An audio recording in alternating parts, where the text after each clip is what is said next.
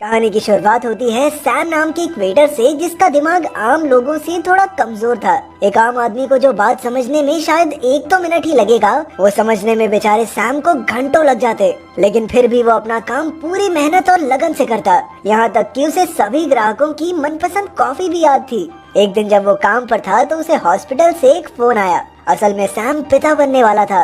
वो तुरंत हॉस्पिटल की ओर भागा, जहाँ रेबेका नाम की एक औरत ने एक बच्ची को जन्म दिया। जैसे ही सैम ने बच्ची को अपनी बाहों में लिया तो खुशी के मारे उसकी आंखें भर आई और उसने अपनी बेटी का नाम लूसी रखा। इसके बाद सैम और रेबेका घर जाने के लिए हॉस्पिटल से निकले, लेकिन रेबेका का सैम के साथ इस बच्ची को पालने का कोई प्लान नहीं था। असल में बीते कुछ दिनों उसके पास रहने को जगह नहीं थी, तो वो सैम के साथ रहने लगी, लेकिन वो कभी भी उसके साथ कोई बच्चा नहीं चाहती थी। फिर जैसे ही वो बस के पास पहुँचे तो रेबेका एकदम से किसी गली में घुसकर वहाँ से निकल ली।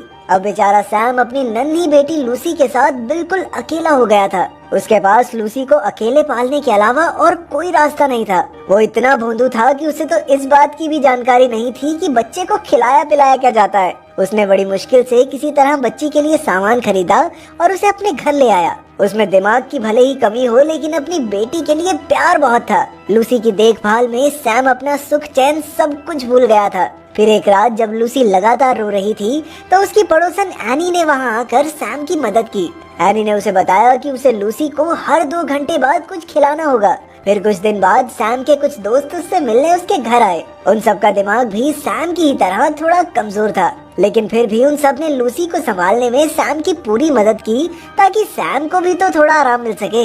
इसी तरह दिन बीतते रहे और लूसी धीरे धीरे बड़ी होने लगी। लेकिन लूसी की वजह से सैम को काम में काफी दिक्कत होती थी, इसलिए उसने एनी से लूसी का ध्यान रखने को कहा। पहले तो एनी हिचकिचा रही थी, लेकिन लूसी की प्यारी आंखें देखकर वो भी सैम को मना नहीं कर पाई। अब धीरे धीरे लूसी काफी समझदार हो रही थी और वो आम तौर पर ऐसे ऐसे सवाल करती जिनका जवाब सैम के पास तो था नहीं। लूसी ये बात समझती थी कि उसके पिता काफी अलग हैं, लेकिन फिर भी वो खुद को बहुत खुशकिस्मत समझती, क्योंकि सैम उसे हर रोज पार्क ले जाता, उसके साथ समय बिताता, खेलता, जबकि बाकी बच्चों के पिता उन पर इतना ध्यान नहीं देते थे। सैम और लूसी का रिश्ता बेहद प्यारा और गहरा था। वो दोनों एक साथ नाश्ता करते और रात को सोने से पहले खूब खेलते। अब जल्द ही लूसी स्कूल जाने वाली थी, इसलिए सैम और उसके दोस्त उसे जूते दिलाने ले गए। पर जब पैसों की बारी आई तो बेचारे सैम के पैसे कम पड़ गए। तभी उसके दोस्तों ने बिना हिचकिचाए जितने हो सके उतने पैसे दिए और लूसी के जूते खरीदे। लूसी को भी अपने पिता की माली हालत के बारे में अच्छे से पता था और वो कभी भी उसे बिना बात परेशान नहीं करती थी। जब रात को सैम उसे कहानी पढ़कर सुनाता तो लूसी सिर्फ वही कहानी सुनती जो सैम अच्छे से पढ़ पाए। फिर एक दिन लूसी की टीचर और प्रिंसिपल ने सैम को फोन करके स्कूल बुलाया। उन्होंने उसे बताया कि लूसी का दिमाग बहुत तेज है, लेकिन वो अब ढंग से पढ़ नहीं पा रही, क्योंकि वो दिमागी तौर पर अपने पिता से आगे नहीं निकलना चाहती। और तो और लूसी के दोस्त भी सैम का बहुत मजाक उड़ाते, जिससे लूसी बहुत दुखी हो जाती थी। ये सब सुनकर बेचारे सैम का तो दिल ही टूट गया। उसने घर आकर लूसी को समझाया कि अगर वो पढ़ाई में अपने पिता से आगे निकल जाएगी तो उसे बेहद खुशी होगी। आखिरकार लूसी भी मान गई और फिर से मन लगाकर पढ़ने लगी। फिर कुछ दिन बाद लूसी का जन्मदिन आया और सैम ने उसके लिए एक सरप्राइज पार्टी भी रखी। लेकिन तभी मार्गरेट नाम की एक औरत आई जो बच्चों की संस्था में काम करती थी। उसने सैम को बताया कि वो लोग लूसी को अपने साथ ले जा रहे हैं, क्योंकि अपने कमजोर दिमाग की वजह से सैम उसे एक अच्छी परवरिश नहीं दे सकता। वहीं पार्टी में लूसी के एक दोस्त की सैम से झड़प हो गई। उसने दिल मिलाकर ये तक कह दिया कि क्या चौड़ा हो रहा तू, तेरी बेटी तक स्कूल में ये बोलती फिरती है कि ये मेरा असली बाप नहीं है। अपना सच सामने आता देखकर लूसी डर गई और तुरंत वहाँ से भाग निकली, लेकिन मार्गरेट ने किसी तरह उसे पकड़ लिया। आखिरकार ये मामला फैमिली कोर्ट में पहुंचा और जज ने फैसला सुनाते हुए कहा कि अब से लूसी एनजीओ के पास ही रहेगी और सैम हफ्ते में 2 बार उससे मिलने आ सकता है। ये सुनकर सैम और उसके दोस्तों का दिल टूट गया। आखिरकार उन्होंने शहर की सबसे मशहूर वकील रीटा के पास जाने का फैसला किया। जब सैम उसके पास पहुंचा तो उसने अपनी दुख भरी कहानी सुनाई, लेकिन रीटा को उसमें कोई दिलचस्पी नहीं थी। आखिरकार रीटा ने उसे किसी और दिन आने को कहा और अपनी जान छुड़ाई। इसके बाद सैम ने अपने बॉस से प्रमोशन की मांग की, ताकि वो थोड़े ज्यादा पैसे कमाकर वकील की फीस दे सके। फिर कुछ दिन बाद वो दोबारा रीटा के पास पहुंच गया। जब रीटा के साथ काम करने वालों ने उससे सैम के बारे में पूछा तो रीटा ने अपना नाम बनाने के लिए कह दिया कि वो सैम का केस मुफ्त में लड़ रही है। लेकिन सब जानते थे कि रीटा असल में कितनी कठोर है। उसकी कलीग्स को तो ये बात हजम ही नहीं हुई। उधर इस सब के चलते सैम को लूसी से मिलने के लिए काफी देर हो गई थी। मार्गरेट ने लूसी को वापस चलने को भी कहा, लेकिन लूसी को पूरा भरोसा था कि उसके पिता जरूर आएंगे। लूसी ने तुरंत उसे गले लगा लिया और स्कूल में बोली अपनी बात के लिए माफी भी मांगी। उसने भावुक होकर कहा कि उसे सैम के अलावा और कोई पिता नहीं चाहिए। फिर सैम ने उसे जल्द ही घर वापस ले जाने का वादा किया और घर लौट आया। इसके बाद वो कोर्ट का लेटर लेकर सीधा रीटा के ऑफिस पहुंचा। उसके मुताबिक सैम को एक साइकाइट्रिस्ट से अपनी जांच करानी थी, जिससे ये साफ हो सके कि वो लूसी को पालने लायक है या नहीं। वो तुरंत डॉक्टर के पास गया, लेकिन उसके लगातार सवाल पूछने से सैम थोड़ा परेशान हो गया। उसने अनजाने में ये कबूल कर लिया कि उससे लूसी को पालने में कुछ गलतियां तो हुई हैं। उधर रीटा एक ऐसा इंसान ढूंढ रही थी जो जज के सामने कह सके कि सैम ने अपनी बेटी को कितने अच्छे से पाला है, लेकिन सैम के सारे दोस्तों का दिमाग भी उसी के जैसा था। जल्द ही कोर्ट की तारीख भी आ गई और डॉक्टर ने जज को बताया कि सैम लूसी को पालने के लायक नहीं है। लेकिन फिर रीटा ने अपना जादू दिखाते हुए डॉक्टर से इतने सवाल पूछे कि बेचारी डॉक्टर तो रोने ही लग गई। फिर कुछ दिन बाद सैम लूसी से मिलने पहुंचा और लूसी उसे अपने साथ पार्क ले गई। इसके बाद लूसी ने कहा कि वो सैम के साथ भागकर एक नए शहर में जाना चाहती है। सैम अंदर ही अंदर जानता था कि ये ठीक नहीं है, लेकिन वो लूसी को मना नहीं कर पाया। पर जैसे ही रास्ते में लूसी सो गई तो वो रात होने पर खुद ही उसे एनजीओ में वापस ले आया। उन्हें देखकर मार्गरेट गुस्से से लाल हो गई, लेकिन रीटा ने उसे समझाया कि सैम लूसी को लेकर भाग भी सकता था, लेकिन वो नहीं भागा क्योंकि वो एक ईमानदार आदमी है। और उसने ये भी कहा कि बेचारे की हालत पर थोड़ा तरस तो खा ही सकती है तू मोटी। फिर अगले दिन कोर्ट में लूसी की गवाही थी। वो अपने पिता से हरगिज दूर नहीं होना चाहती थी, इसलिए उसने कोर्ट में झूठ बोल दिया। लेकिन उसे झूठ बोलते देखकर सैम को बेहद दुख हुआ। फिर जब वो घर लौटा तो एनी भी उसकी ऐसी हालत नहीं देख पाई और वो अगले दिन कोर्ट में उसके लिए बयान देने पहुंची। उसने जज को बताया कि कैसे सैम ने जी जान से लूसी को पाला है। उसका दिमाग भले ही थोड़ा कमजोर हो, लेकिन वो अपनी बेटी से बेशुमार प्यार करता है। लेकिन फिर एनजीओ का वकील एनी से उसके पिता के बारे में पूछताछ करने लगा, जिससे एनी फूट फूट कर रोने लगी।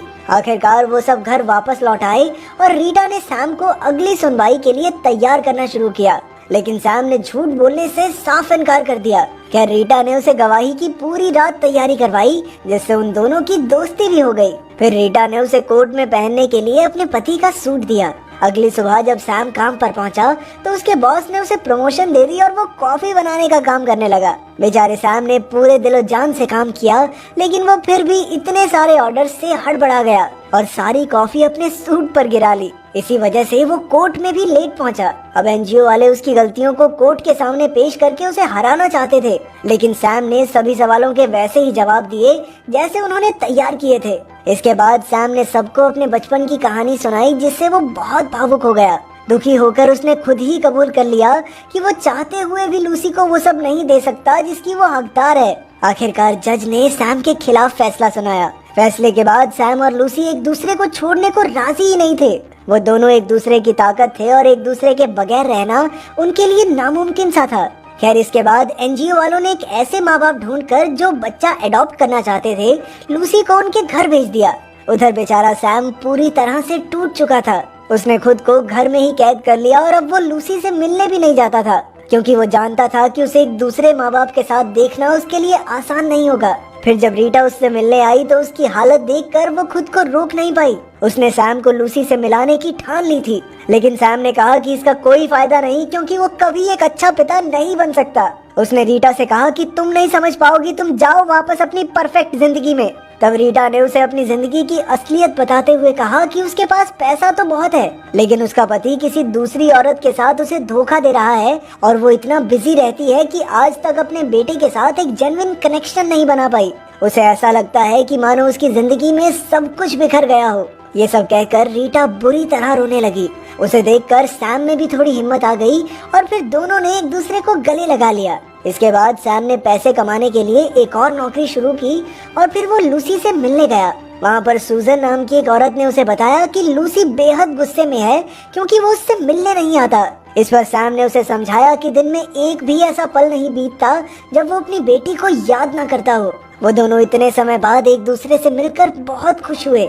फिर कुछ दिन बाद जब सैम की जांच हुई तो रीटा ने डॉक्टर को बताया कि सैम अपनी बेटी के लिए खुद में बदलाव लाने की बहुत कोशिश कर रहा है। लेकिन तभी मार्गरेट ने बताया कि जिस परिवार के साथ लूसी रह रही है वो उसे गोद लेने की बात कर रहे हैं। ये सुनते ही सैम का दिल टूट गया, क्योंकि इतनी कोशिशों के बाद भी वो लूसी को घर नहीं ले जा पाएगा। अंत में रीटा ने उसे सलाह दी कि उसे लूसी के नए माँ बाप के साथ मिलकर उसकी देखभाल करनी चाहिए। इस तरह लूसी की सभी जरूरतों का ख्याल रखा जा सकता है। इसके बाद सैम ने लूसी के नए घर के पास ही घर ले लिया और अक्सर उससे मिलने लगा। लेकिन एक रात लूसी खुद ही अपने कमरे की खिड़की से भागकर सैम के पास आ गई। उसे देखकर सैम को बहुत खुशी हुई, लेकिन फिर भी वो थोड़ी देर बाद लूसी को वापस सूजन के पास ले गया। अब लूसी को अक्सर रात में नींद नहीं आती थी, इसलिए वो खुद ही सैम के यहाँ चली जाती, लेकिन सैम उसे सुलाकर फिर वापस छोड़ आता। इससे सूजन को काफी बुरा लगता था, लेकिन एक रात वो खुद ही लूसी को लेकर सैम के पास आ गई। वो समझ चुकी थी कि लूसी की जिंदगी में सैम का होना कितना जरूरी है।